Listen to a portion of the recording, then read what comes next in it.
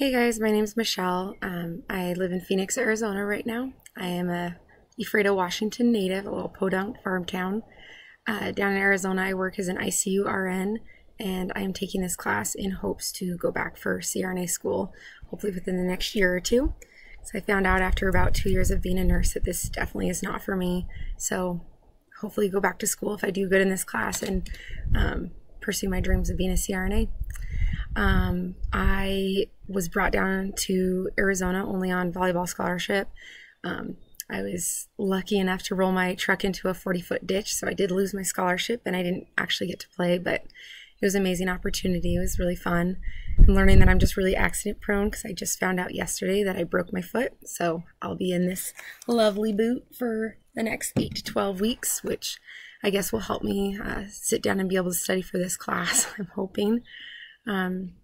My hobbies were playing sports, being outside, hiking, wakeboarding, snowboarding, anything to just get outside and get fresh air. But I don't know how much I'm going to be doing with that lately now with the extra little boot to carry around, but it'll be good. My other hobbies are probably eating food. I really like cooking. I like going out, trying new restaurants and everything. It's like my favorite topic to talk about with people. I'll talk about food and culture any day. It's my biggest love of traveling, honestly, is trying the new restaurants and everything. I like to travel a lot too. I went to Hawaii last month. I went to Denver and Portland this month as well. And I guess I'm going to sit still for a little while so that we can get through this class together. But other than that, I work full time. I don't have any kids. I'm not married. I've got 4 dogs and they're my life. They're my everything.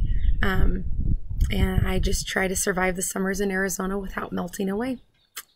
So hopefully we can all get through this class together. I'm looking forward to it, but I'm very nervous.